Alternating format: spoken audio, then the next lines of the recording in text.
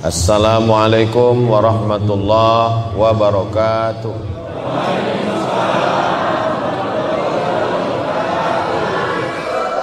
Kumaha Bapak Ibu sadayana?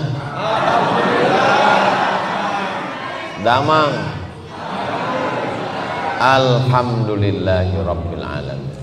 Allahumma sholli ala sayyidina Muhammad wa ala ali sayyidina Muhammad. Yang sama-sama kita hormati ketua beserta seluruh pengurus Masjid Darur Rahman.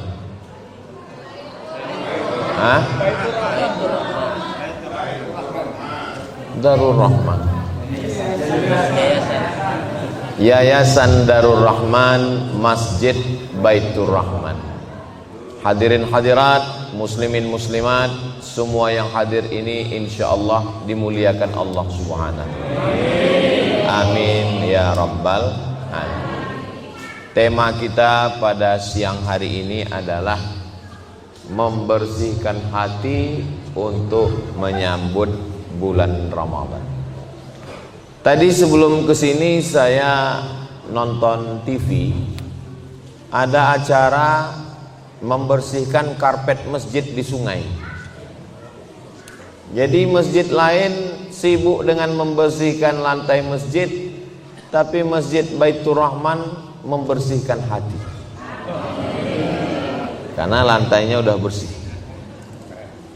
Ala fil jasadi mudghah, ketahuilah di dalam badan kita ini ada satu gumpal, ada satu kepal, ada satu genggam. Idza shalahat, kalau dia baik, shalahal jasadu kulluh, seluruh anggota tubuh dari ujung rambut sampai ke ujung kakinya jadi baik. Wa idza fasadat, kalau dia rusak, maka dari mulai matanya jadi rusak, telinganya jadi rusak, pikiran jadi rusak. Kata Nabi, ala wahyal qalb, yang paling penting kita bersihkan itu adalah hati. Bukan hati Pak Ustadz, itu yang segumpal, yang sekepal, yang segenggam di sebelah kiri itu bukan hati Pak Ustadz, itu namanya jantung. Ya, daripada kelahi kita pakai dua-duanya, jantung hati. Kenapa dia disebut jantung? Karena memang bentuknya seperti jantung pisang. Kenapa dia disebut dengan hati? Karena memang orang selalu yang disebut itu adalah hati. Saya berangkat tadi, kami berangkat dari Tasik Malaya ke Bandung. Bapak Ibu naik motor, naik mobil, ada gasnya di tangan, ada remnya, ada koplingnya, ada giginya di kaki. Tapi ketika kita di jalan yang tertulis hati, nggak ada kaki-kaki, nggak ada ditulis mata-mata. Padahal yang melihat adalah mata, yang nginjak rem adalah kaki, yang gas adalah tangan. Tapi kenapa disebut hati? Karena yang memerintahkan mata, memerintahkan telinga, memerintahkan tangan dan kaki adalah hati. Kalau hati sudah baik, maka semua menjadi baik. Panglimanya tubuh kita ini adalah hati. Makanya kalau kita baca dalam Al-Quran, pertama kali yang terkunci adalah hati. Bapak Ibu semua hafal ayatnya. Khatamallahu ala qulubihim. Setelah hati terkunci, wa ala sam'ihim. Setelah telinga, wa ala absarihim. Hati dulu, baru telinga, baru mata. Kalau sudah hati terkunci, telinga tersumbat, mata tertutup, summum bukmun umyun fahum la yarji'un, tuli, peka, bisu, buta, maka mereka tidak akan mungkin bisa kembali ke jalan Allah. Mudah-mudahan kita diselamatkan hati kita ini. Jadi memang judul hari ini hebat juga yang buat judul ini memang. Disuruhnya membersihkan hati. Kalau Nabi Muhammad SAW sebelum Isra Mi'raj Ja'a Jibril, malaikat Jibril alaihi salam datang. Bitistin min zahab, membawa mangkok terbuat dari emas. Mamlu'atun bil hikmati wal iman, penuh dengan hikmah dan iman. Lalu kemudian jantung Nabi dibelah, summa ghasalahu bima'i zamzam, dibasuh, dicuci dengan air zam-zam. Lalu setelah itu summa afraghahu, diisi dengan hikmah dan iman, summa atbaqahu, lalu dirapatkan kembali. Nabi Muhammad begitu, kalau kita tidak begitu. Jadi jangan sampai selesai pengajian ini semuanya ke rumah sakit minta belah dadanya. Belahlah dadaku, akan kau dapati namamu di sana. Nama istri, bukan nama tetangga. Lalu kemudian bagaimana cara kita membersihkan hati ini? Penyakit hati ini banyak sekali. Wa min syarrin naffasati fil 'uqad wa min syarri hasidin.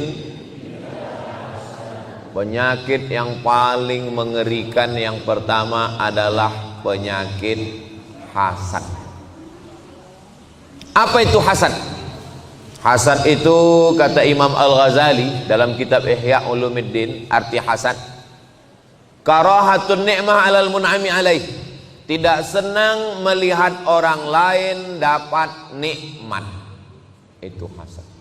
Jadi kalau ada yang nggak senang melihat saya dapat kursi ini hasad. Karahatun nikmah, nggak senang melihat orang lain dapat nikmat. Ngelihat tetangga renovasi rumah, demam.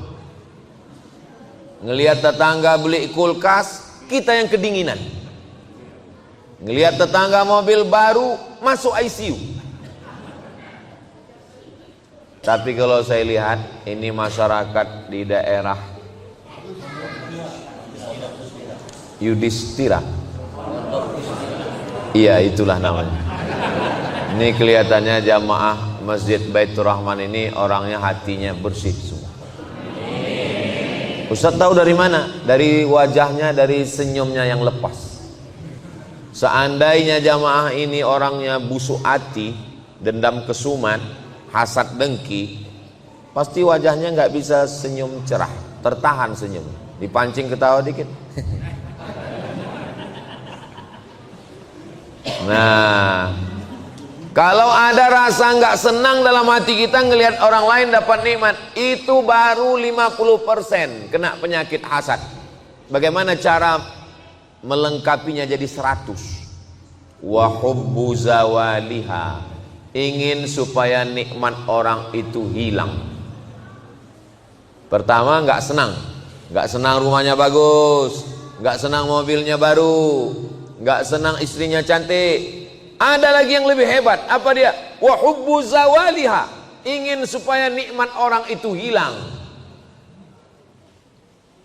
Rumahnya bagus, gimana supaya nikmatnya hilang? Mobilnya bagus, pasang paku supaya bocor. Maka dari hasad muncullah hasud. Bapak tinggal satu komplek, iya. Dekat Masjid Baitur Rahman, iya. Kenapa rumah dia bagus? Iya, dia kan punya ternak Pak Ustadz. Ternak apa? Ternak tuyul. Muncul hasad, dengki, dendam kesumat. Kenapa iblis keluar dari sorga? Iblis keluar dari sorga bukan karena digoda setan. Karena semua setan anak buah iblis. Iblis itu GM-nya, General Manager-nya. Mohon maaf Pak GM, jangan tersinggung. Lalu kenapa iblis keluar dari sorga? Iblis keluar dari sorga bukan karena menyembah berhala. Karena iblis tidak pernah nyembah patung. Iblis nggak pernah nyembah pokok kayu. Iblis bertauhid kepada Allah. Lalu kenapa iblis keluar dari surga? Iblis keluar dari surga karena penyakit hasad. Hasad, bukan syirik, bukan munafik. Iblis keluar dari surga karena hasad. Hasadnya kepada siapa? Kepada Adam. Wa idh qulna lil malaikati isjudu li Adam. Wahai para malaikat semuanya, bersujudlah kamu kepada Adam. Fasajadu, semuanya sujud kepada Adam. Hasad iblis. Adam makhluk baru kemarin sore. Saya, kata iblis, sudah beribadah ribuan tahun. Iblis itu nama aslinya Azazil. Siapa namanya? Azazil. Beribadah 1000 tahun, naik langit pertama. Beribadah 1000 tahun, naik langit kedua. Beribadah 1000 tahun, naik langit ketiga. Beribadah 7000 tahun, naik langit ketujuh. Selevel dengan malaikat. Wah, ini langit ketujuh ini. Tapi ada makhluk yang baru diciptakan kemarin sore. Tiba-tiba disuruh semua malaikat bersujud kepada Adam. Enak aja, kata iblis, muncul hasad, dengki, nggak senang melihat nikmat yang diberikan Allah kepada Adam. Fasajadu, semuanya bersujud illa iblis. Iblis nggak mau. Lalu Allah bertanya kepada iblis. Allah bertanya bukan Allah nggak tahu, Allah maha tahu. Kenapa Allah bertanya? Allah ingin ngasih tahu kepada manusia. Ma mana'aka alla tasjuda li Adam. Kenapa kamu tidak mau sujud kepada Adam? Apa kata iblis? Khalaqtani min nar. Kau ciptakan saya dari nar, dari api. Wa khalaqtahu min tin. Dia kau ciptakan dari tanah, warnanya hitam, letaknya rendah, baunya busuk. Saya dari api, merah, menyala abangku. Enak aja saya mau sujud sama dia, nggak mau. Apa kata Allah?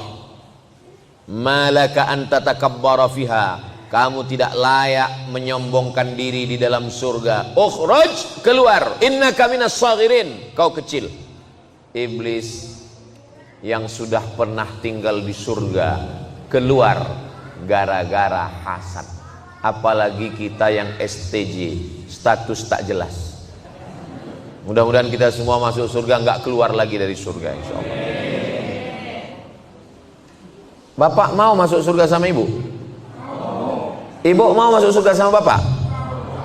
Alhamdulillah. Di tempat lain pernah saya tanya, bapak mau masuk surga sama ibu? Enggak. Kenapa enggak mau, Pak? Di dunia aja saya udah enggak tahan. Bapak Ibu yang dimuliakan Allah Subhanahu wa taala. Jadi kalau kita selamat dari hasad, doakan supaya yang ceramah, yang ngomong ini hatinya bersih dari hasad. Siapa yang ceramah di Masjid Baitur Rahman tadi? Ustadz Somad. Apa judulnya? Hasad. Dia aja hasad. Saya masuk pesawat. Sebelum masuk pesawat, masuk pintu airport. Bapak, buka jamnya. Buka cincinnya. Buka ikat pinggangnya. Buka. Kenapa? Karena di pintu ada detektor logam. Kalau saya lewat, tet, bunyi. Rupanya di dompet ada duit logam. Bayangkan orang Jepang menemukan detektor, tapi bukan detektor logam, namanya detektor hasad. Siapa yang hasad? Bunyi. Lalu pintu detektor hasad itu dipasang di pintu Masjid Baitur Rahman. Pas Ustadz Somad lewat tadi, bunyi. Tiba-tiba saya ceramah. Judul kajian kita adalah membersihkan hati dari hasad. Semua jamaah senyum. Alah, hasad, tadi aja bunyi detektor hasad. Makanya yang tahu isi hati saya hanya Allah. Ya Allah, bersihkanlah hati saya dari hasad. Bagaimana cara menghilangkan penyakit hasad? Cara menghilangkan penyakit hasad ada 5. Apa dia yang 5 itu? Jangan kemana-mana, kita lanjutkan setelah yang satu ini. Nah, dia kalau live di TV gitu. Cara menghilangkan penyakit hasad yang pertama adalah fahami bahaya hasad. Jangan minum teh manis. Nanti kalau minum teh manis kena diabetes meletus. Nanti kalau sudah kena diabetes, kalau ada luka diamputasi, akhirnya orang takut minum teh manis. Betul? Makanya saya dikasih air putih. Ustadz Somad nih nyindir pengurus. Saya tadi di rumah Pak Haji sudah minum teh manis. Makanya kalau sayang sama Ustadz Qori kita, jangan kasih minum teh manis, karena beliau habis ngaji.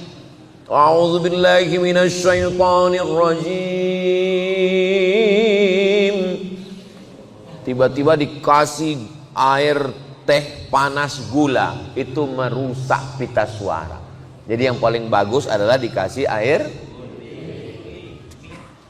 yang paling ikhlas, yang tidak bercampur dengan apa-apa. Jadi cara yang pertama membersihkan hati dari hasad adalah bahwa kita fahami nikmat yang diberikan Allah kepada orang itu, yang memberikannya adalah Allah. Benci kepada nikmatnya berarti benci kepada yang memberi nikmat. Jadi kalau ada tetangga kita rumahnya bagus, alhamdulillah. Ada tetangga kita mobilnya bagus, alhamdulillah. Ada tetangga kita yang istrinya bagus, jangan bilang alhamdulillah, nanti dia cemburu. Alhamdulillah wa syukrulillah wala haula wala quwata illa billah. Ini anaknya ya? Iya. Alhamdulillah Pak Ustadz, anak saya hafal Quran. Alhamdulillah. Orang kalau hatinya bersih, ngomong alhamdulillahnya plong. Alhamdulillah. Itu rumah siapa? Rumah tetangga. Bagus ya? Alhamdulillah. Berarti marah. Makanya kita mesti ikhlas. Ini pembagian Allah. Pembagian Allah kepada manusia ini seperti ini. Ada yang tinggi, ada yang pendek, ada yang besar, ada yang kecil, ada yang hitam, ada yang putih. Wajah aja nggak sama. Ada yang glowing, ada yang pusing, ada yang mancung, ada yang pesek. Maka yang paling bagus mensyukuri nikmat Allah, alhamdulillah wa syukrulillah wala haula wala quwata illa billah. Ini anaknya ya, alhamdulillah. Ini suaminya, innalillah. Alhamdulillahirabbil. Khairud doa, sebaik-baik doa adalah alhamdulillah. Itu makanya salat kita alhamdulillahirabbil alamin. Doa kita alhamdulillahirabbil alamin wassalatu wassalamu ala asyrafil anbiya wal mursalin. Saya waktu baca hadis ini, khairud doa alhamdulillah, sebaik-baik doa alhamdulillah. Alhamdulillah kan bukan doa. Alhamdulillah bukan doa. Alhamdulillah kan pujian kepada Allah. Kenapa dikatakan alhamdulillah sebaik-baik doa? Karena ketika kita mengucapkan alhamdulillah, berarti kita bersyukur pada Allah. Allah berjanji, la in syakartum azidannakum. Kalau kamu bersyukur punya tetangga yang baik, diberi tetangga yang lebih baik. Bersyukur punya mobil yang baik, diberi mobil lebih baik. Bersyukur punya anak yang baik, diberi anak yang lebih baik. Bersyukur punya istri yang baik, istrinya bertambah baik. Ibu jangan marah dulu, sendalnya jangan dilempar ke bawah. Subhanallah walhamdulillah wala ilaha illallah wallahu akbar wala haula wala quwwata illa billahil aliyyil azim. Itu kunci pertama membersihkan hati dari hasad dengki. Yang kedua, bahayanya. Apa bahayanya kalau kita banyak makan santan? Kolesterol. Apa bahayanya banyak makan kacang emping melinjo? Banyak juga yang udah kena ini. Apa bahayanya kalau operasi plastik masuk silikon ke wajah, menggumpal penyakit hidung, dagu, pipi bernanah, nanahnya kata dokter mesti dibelah, wajahnya jadi cacat. Akhirnya karena takut dibelah, terapi lintah, ditempel lintah 3 ekor di sini. Lintahnya pun sebentar-sebentar jatuh, asam kata lintah. Bahayanya hasad itu apa? Iyyakum wal hasada, hati-hati hasad. Kenapa? Innal hasada ya'kulul hasanat. Hasad memakan semua amal kebaikan. Abdul Somad, kau jangan hasad. Kalau kamu hasad, sholatmu terbang, sedekahmu melayang, zikirmu hilang, pahala ceramahmu ludes, hilang semuanya. Maka jaga hati, jangan sampai hasad. Ceramah hilang, tausiah terbang, bangun masjid 2 lantai 2 miliar, lantai bawah, lantai atas 2 miliar. Sekarang baru dapat tanah wakaf untuk pembangunan rumah Quran, rumah tahfiz Al-Quran. Ini sudah ada tanah. Saya di mana-mana itu diminta untuk pembangunan rumah tahfiz itu peletakan batu pertama. Tapi di sini nggak ada peletakan batu pertama, langsung penandatanganan prasasti. Tapi bangunannya belum ada. Mantap. Perlu ditiru sama yang lain. Ini jadi doa yakin kita semua. Saya yakin dan percaya insya Allah rumah Quran ini akan terwujud dalam waktu yang sesingkat-singkatnya. Ini kalau dilihat dari senyumnya Bapak Ibu ini, orangnya nggak ada yang punya utang. Sih kaya-kaya semua, insya Allah. Sedangkan masjid aja mereka bangun 2 miliar. Lihatlah lampunya, cantik, mahal, berapa puluh juta harganya.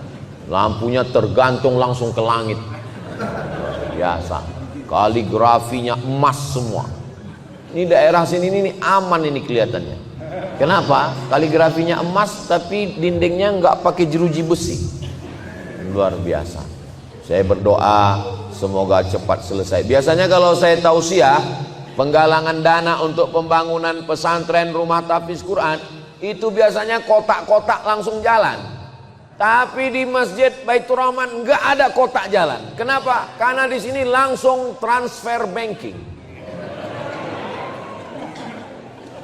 Langsung keluar handphone, langsung scan QRIS, langsung ketik pembangunan rumah tahfiz Quran Yayasan Darul Rahman Pondok Dustira. Tet tet tet tet tet. Habis pencet langsung nangis. Kenapa Bapak nangis? Bapak terharu. Bukan Pak Ustadz. Terus salah ketik. Rencana mau nyumbang 100.000, rupanya terketik nolnya 6 kali. 1 juta. Mudah-mudahan semua salah ketik. Amin. Diaminkan lagi. Bapak Ibu yang dimuliakan Allah Subhanahu wa taala. Itu cara yang pertama, syukuri bahwa semua nikmat dari Allah. Yang kedua, ingat bahaya hasad, hilang semua amal. Yang ketiga, bagaimana supaya bersih dari hasad? Orang yang dapat nikmat itu kita doakan langsung datang. Ini hari Ahad. Hari Ahad biasanya banyak acara walimah nikah. Kamu datang ke acara pernikahan di Hotel Anu? Enggak datang Pak Ustadz. Kenapa? Sakit hati saya Pak Ustadz. Kenapa? Mestinya aku yang di sana. Kuatkan hatimu, datang ke sana, naik ke atas pentas, naik ke pelaminan, ucapkan doa. Barakallah lakuma wa baraka alaikuma wa jama'a bainakuma. Ada yang marah kayaknya. Acara apa? Acara akikah. Loh, saya udah nikah 10 tahun gak ada anak Pak Ustadz. Dia baru nikah kemarin Januari, Maret sudah lahir. Sakit hati, gak mau datang. Lawan, datang ke acara walimah. Doakan. Barakallahu laka fil mauhub wa syakartal wahib wa ruzikta birrahu wa balagha asyuddahu. Tapi saya nggak hafal doanya Pak Ustadz. Nggak usah kuat-kuat, gerakkan aja mulut. Pak Haji nanti malam datang ke rumah ya habis maghrib, kita ada selamatan. Acara apa? Acara peresmian rumah saya yang baru renovasi 3 lantai yang keramiknya dari Itali itu loh. Sakitnya. Datang, langkahkan kaki. Bismillahi tawakkaltu 'ala Allah, la haula wala quwata illa billah. Selamat. Mudah-mudahan rumahnya berkah. Mudah-mudahan dari rumah ini lahir anak-anak yang soleh dan solehah. Mudah-mudahan Allah menurunkan rahmat di rumah ini. Jadikan rumah ini sebagai taman-taman Al-Quran. Begitu caranya. Doakan orangnya langsung. Anak kita sama-sama satu kampus, sama-sama kuliah. Anak dia 4 tahun selesai. Anak kita sudah 14 semester gak selesai-selesai. Pas acara wisudanya kita diundang acara selamatan. Datang atau gak datang? Datang. Lapangkan hati kita. Rabbis shrahli sadri wa yassirli amri wahlul 'uqdatan min lisan yafqahu. Itu cara yang ketiga. Cara yang keempat, doakan dia an zahril ghaib, bukan berhadapan. Orangnya nggak ada. Bangun malam tahajud, doakan dia. Bayangkan wajahnya. Ya Allah, tetanggaku yang rumahnya bagus ini panjangkan umurnya. Tetanggaku yang mobilnya mahal walaupun baru bayar DP, sehatkan dia. Jangan sampai ditarik leasing. Jangan doakan yang jelek-jelek. Ini kadang orang kalau hatinya hasad, doanya jelek. Matikan dia ya Allah. Kalau bisa jangan langsung mati, buat stroke 6 bulan. Ketika kita doakan dia orangnya nggak ada, apa kata malaikat? Amin, kabulkan doa orang ini. Walaka misluh, kamu dapat seperti yang engkau doakan. Jadi kalau kita doakan teman kita, kawan kita, sahabat kita, tetangga kita yang baik-baik, insya Allah kita juga dapat yang sama seperti yang kita doakan, insya Allah. Amin ya Rabbal. Satu, yakini nikmat datang dari Allah, syukur. Dua, ingat azabnya kalau kita hasad, amal kita hilang. Tiga, doakan langsung di hadapan orangnya. Empat, doakan pas lagi orangnya nggak ada, pas lagi kita tahajud. Lima, doakan hati kita. Saya nggak bisa ngomong bahasa Arab Pak Ustadz, pakai bahasa Indonesia. Ya Allah, bersihkan hati saya dari penyakit hasad dengki ya Allah. Tapi kalau berdoanya di masjid jangan kuat-kuat. Kalau di rumah boleh, kalau di masjid, ya Allah, hati saya hasad. Nanti dengar kawan, sama siapa? Apakah Ustadz Somad itu hatinya sudah bersih dari hasad? Belum.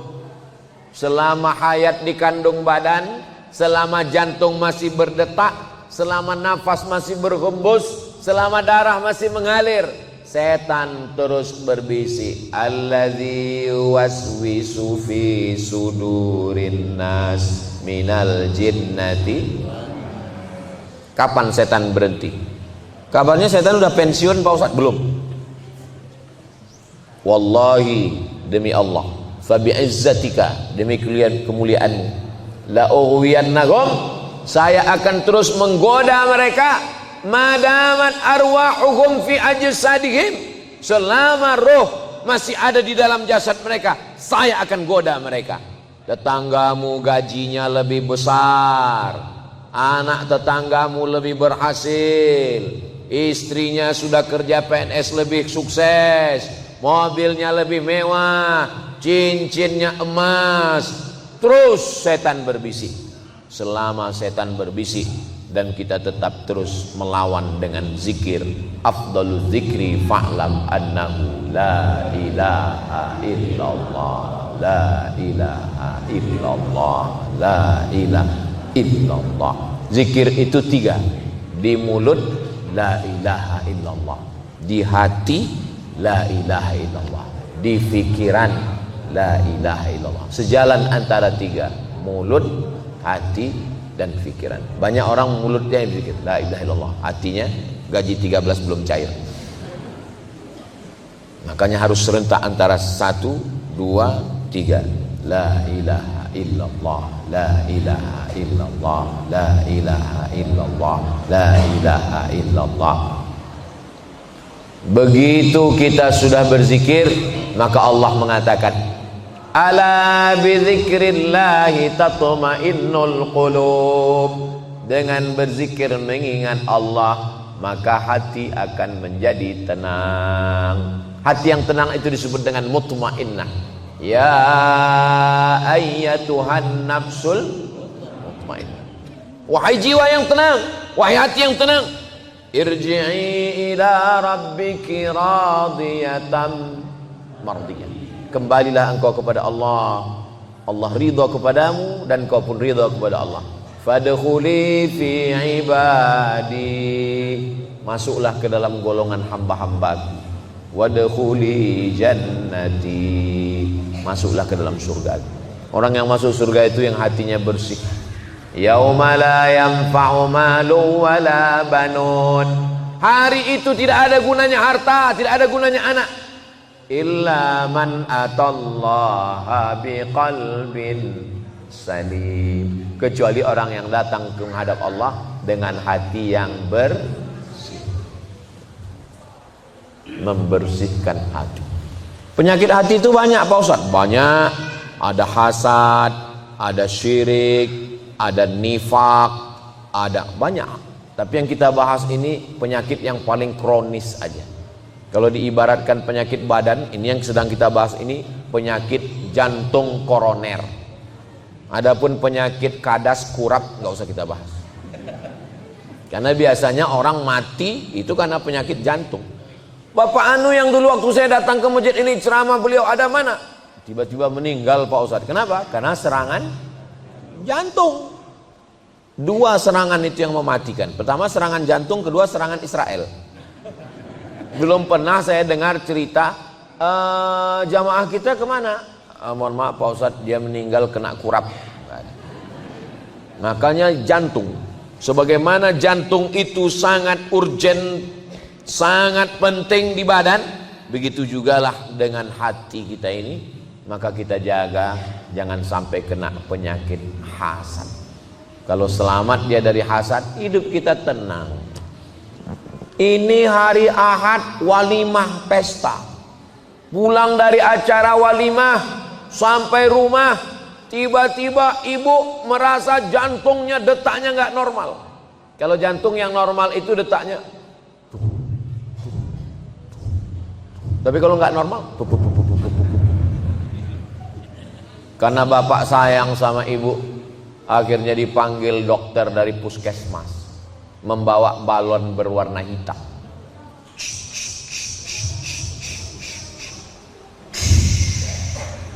Jangan jauh-jauh dari rumah ya Bu. Kenapa?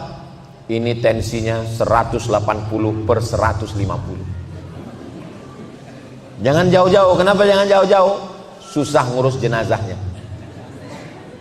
Tadi ada makan daging kambing? Enggak ada.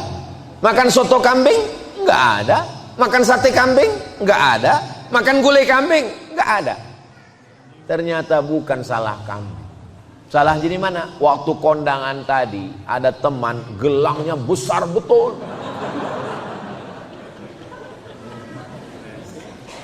Makanya ibu kalau punya gelang yang besar simpan di dalam. Ini kadang ditunjukkan jam berapa ya?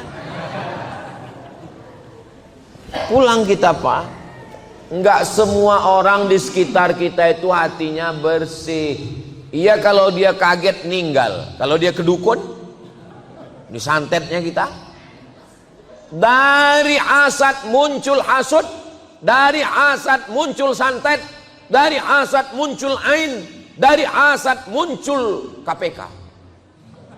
Sakit hati, ngadu ke KPK, ngadu ke BPK, ngadu ke Inspektorat Jenderal, ngadu ke polisi, ngadu ke Propam. Kemana-mana itu perginya. Cinta ditolak, dukun. Banyak juga yang pernah ke dukun itu. Jadi kuncinya dunia ini kalau mau aman, bersihkan hati dari hasad. Insya Allah kita semua ini menyambut bulan suci Ramadan ini, pakaian udah bersih, lantai karpet masjid sudah bersih, lingkungan sudah bersih, tapi yang paling penting adalah hati. Tapi jangan dibalik, jangan dibalik, jangan sampai besok pagi bapak masuk kantor nggak mandi, sampai di kantor, sampai di ruko, sampai tempat kerja ditanya, itu tai matamu sebesar bakso, kamu nggak mandi. Allah hanya melihat hati kita. Innallaha la yanzuru ila ajsamikum, Allah tidak melihat badan kamu, wala ila suwarikum, Allah tidak melihat rupa kamu, walakin yanzuru ila qulubikum, yang dilihat Allah adalah hati kamu. Allah melihat hati. Seandainya yang dilihat Allah itu wajah, dan yang masuk surga itu cuma yang putih, berapa lama kita mesti minum skincare? Seandainya masuk surga itu karena wajah, dan yang masuk surga itu cuma yang mancung, kita urutan yang keberapa? Eropa, Australia, Arab, habis itu barulah kita, Arab maklum, Arab cemas. Tapi karena yang dipandang itu bukan hidung, bukan kulit, tapi yang dipandang adalah hati. Kita tinggal bersihkan saja hati. Makanya selesai bersih wajah, bersih tangan, bersih kepala, bersih telinga, bersih kaki, terakhir bersihkan hati. Asyhadu an la ilaha illallah syarikalah wa asyhadu anna Muhammadan abduhu wa rasuluh. Allahumma ja'alni minat tawwabin wa ja'alni minal mutatahhirin wa ja'alni min ibadikas sholihin. Subhanallah walhamdulillah wa la ilaha illallah wallahu akbar wa la haula wa la quwwata illa billahil aliyyil azim. Bersihkan hati. Astaghfirullah Rabbal baraya, astaghfirullah minal khataya, Rabbi zidni ilman nafi'an wa waffiqni amalan salihan. Ya Rasulullah salamun alaik, ya rafi'as sya'ni wad daraji, atfatayyaji ratal alami, ya uhailal judi wal karami, ya uhailal judi wal karami. Allahumma salli ala Sayyidina Muhammad. Tadi saya mulai jam 1.15, sekarang sudah jam 2 kurang. Jadi Ustadz Somad ceramahnya 40 menit, sisanya jawab pertanyaan berikut. Jangan kemana-mana. Bagaimana jika kita, terutama ibu-ibu, punya utang puasa dan belum menggantinya pada saat bulan Ramadan berikutnya telah tiba? Masih ada kesempatan mengganti 6 hari lagi.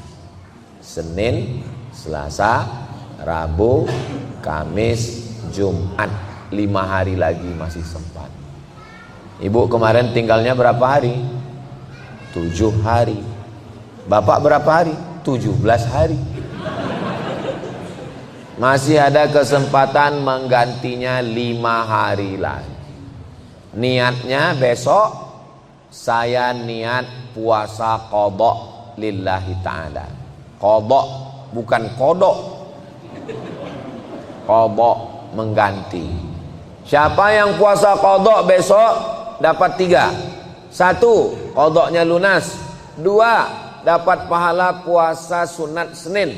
3, dapat pahala puasa sunat Sya'ban. Tapi katanya kalau udah lewat nisfu Sya'ban nggak boleh puasa lagi Pak Ustadz. Hadisnya sahih. Idzan tasafa Sya'ban fala tasumu. Kalau sudah lewat nisfu Sya'ban nggak boleh puasa lagi. Bagi yang nggak biasa puasa sunat nggak boleh. Tiba-tiba besok puasa sunat. Mama nggak masak hari ini, kita puasa sunat Pak. Tapi kita sebelumnya nggak pernah puasa. Ya kita hijrah habis ceramah Ustaz Somad kemarin. Nggak boleh, karena sebelumnya nggak terbiasa puasa sunat. Tapi bagi yang terbiasa boleh. Dan yang boleh adalah puasa ganti. Nah, yang bisa digantikan cuma 5 Pak Ustadz. Senin, Selasa, Rabu, Kamis, Jumat. Sementara utang saya 7. Ada 2 hari lagi yang belum. Ramadan tahun lalu belum dibayar sampai Ramadan sekarang. Kalau lewat Ramadan ini berarti dia kena denda. Qadha 2 hari plus fidyah. Qadha 2 hari bayar utang, fidyahnya karena lalai dalam setahun ini nggak mengganti, maka dia kena denda bayar fidyah. Fidyahnya sehari berapa Pak Ustadz? 3 kali makan. Makan pagi, makan siang, makan malam, menurut standar lontong internasional. Ya beda dong harga lontong di Riau dengan di Bandung. Pakai standar yang dibuat Basnas. Basnas DKI menetapkan 1 hari fidyah 60.000. Makan pagi, makan siang, makan malam. Jadi habis Ramadan, utang 2 hari kemarin, bayar 2 hari plus bayar fidyah. Fidyah 2 hari sama dengan 120.000. Bayarnya ke siapa? Fidyatun ta'amu miskin. Fakir apa miskin? Miskin. Apa beda fakir sama miskin? Orang tua renta, hidup sebatang kara, istri anak enggak ada kerja, fakir. Buruh cuci, setrika, mohon maaf, pendapatan sebulan 1 juta, kebutuhan hidup 2 juta, dapatnya 1, itu namanya enggak ada income sama sekali, fakir. Ada income tapi enggak cukup, miskin. Income-nya banyak tapi enggak pernah merasa cukup, koruptor. Orang tua saya Pak Ustadz umurnya 70 tahun, nggak bisa puasa. Terus dia qadha atau fidyah? Wa 'alal ladzina yutiqunahu fidyatun ta'amu miskin. Orang tua renta yang nggak sanggup puasa, dia bukan qadha tapi bayar fidyah. Bagaimana dengan orang yang sakit akut, mah akut? Kemana-mana bawa tas laptop, tapi isinya roti gabin. Kalau terlambat sedikit, sakit. Mah akut. Biasanya yang kena penyakit mah ini orang yang sudah punya istri. Mah, maka dia bayar fidyah. Tapi kalau sakitnya cuman di Ramadan aja, di Syawal nanti sehat, fa'iddatum min ayyamin ukhar, ganti di hari yang lain. Dah, yang tua renta bayar fidyah, yang sakit akut bayar fidyah, yang sakitnya cuma di Ramadan diganti di hari yang lain. Yang musafir, faman kana minkum maridan aw ala safarin, siapa yang musafir jaraknya bisa qasar salat 89 km. Kira-kira dari Bandung ke Pekanbaru Riau bisa nggak ya? Bisa sekali.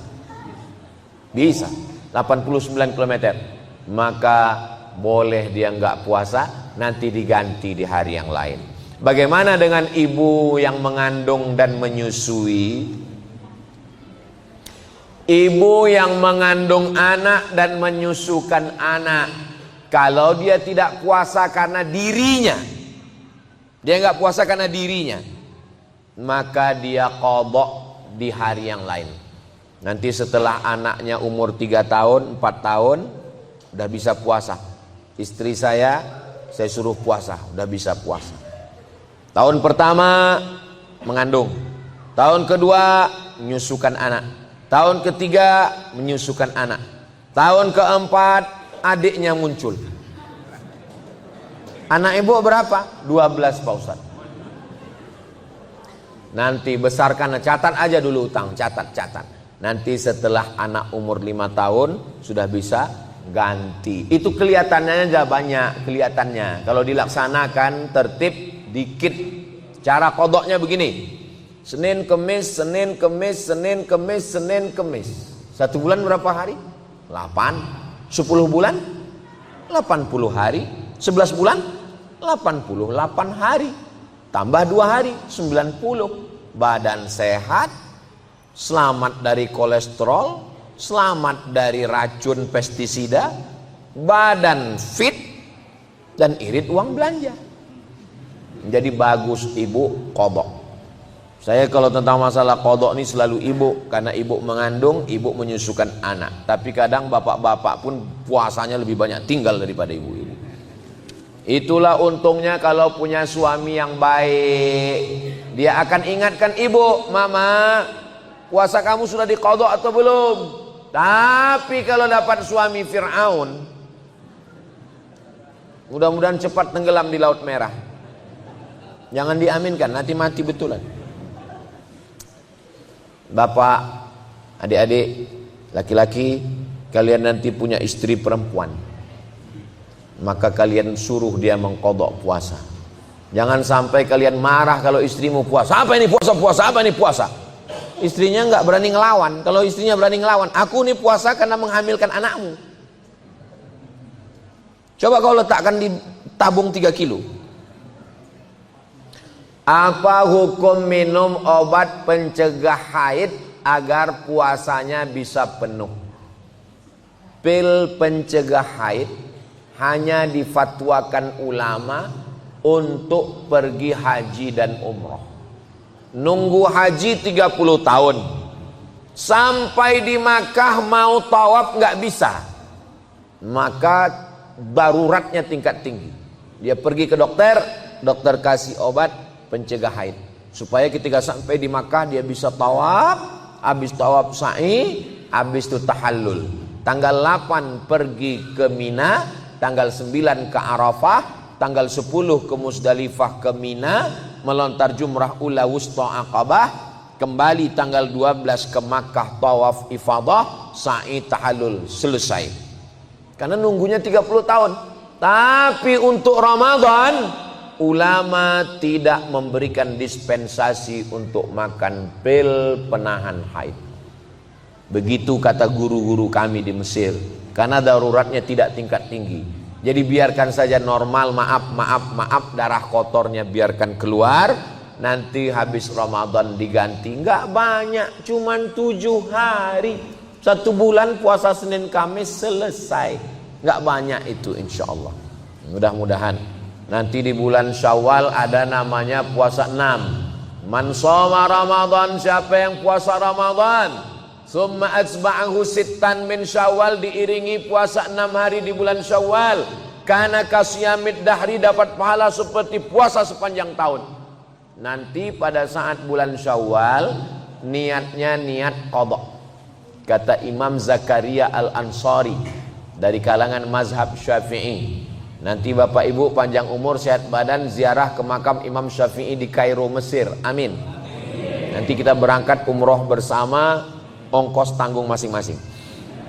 Ziarah ke makam Imam Syafi'i, di sampingnya ada makam Imam Zakaria Al-Ansari. Imam Zakaria Al-Ansari berfatwa, dikutip pendapatnya oleh Syekh Atiyah Sokhar dalam kitab Fatawa Al-Azhar, orang yang puasa qadha 6 hari di bulan Syawal otomatis dapat pahala puasa sunat Syawal, tapi niatnya niat qadha.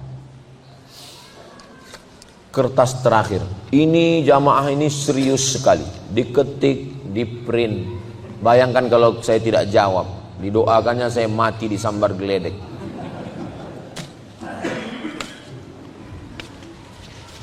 Setiap sore hari bulan Ramadan biasanya ibu-ibu masak untuk keperluan buka puasa. Sebagian ibu-ibu masak, sebagiannya ada yang pakai jurus touch screen, Grab. Terkadang kita ragu apakah masakan tersebut bumbunya sudah sesuai takaran atau belum. Batalkah puasa kita jika mencicipi makanan? Di ujung lidah ini ada sensor alat lidah. Jadi ketika kita letakkan terasa dia asam, asin, pedas. Setelah itu dia dimuntahkan lagi, nggak sampai ke dalam. Maka menurut ulama boleh, tapi saya tidak mengamalkan karena saya takut masuk dia ke dalam. Da'ma yaribuka ila ma la yaribuka. Tinggalkan sesuatu yang meragukanmu kepada sesuatu yang tidak meragukanmu. Kalau membuat kita was-was, ragu. Ustaz Somad, kalau nyicip itu batal enggak? Saya bilang enggak, kalau hanya sekedar cicip di ujung lidah. Tapi saya nyicipnya 3 mangkok Pak Ustaz. Itu bukan nyicip. Nah, jadi hukum asalnya tidak batal puasa karena dia tidak masuk ke dalam, hanya sekedar cicip, habis itu dia ludahkan, habis itu dia kumur-kumur. Kalau kumur-kumurnya pakai teh es Pak Ustaz, hukum asalnya tidak batal cicip itu. Tapi saya selalu dalam masalah hukum saya ketat. Kenapa? Karena khawatir takut tertelan sedikit, atau kita tidak menelan tapi setan mengatakan kamu sudah nelan, kamu sudah nelan, kamu sudah nelan. Akhirnya kita ragu. Maka dalam hadis dikatakan da'ma yaribuka, tinggalkan sesuatu yang meragukanmu, ila ma la yaribuka, untuk sesuatu yang tidak meragukanmu. Nah, jadi ibu pakai jurus agak-agak kira-kira. Biasanya kalau sudah profesional, saya aja yang masak nggak profesional bisa kok. Nanti dekat tempat sediakan garam, yang kurang kasih garam. Suaminya kurang garam, enggak, kurang asam, kasih asam.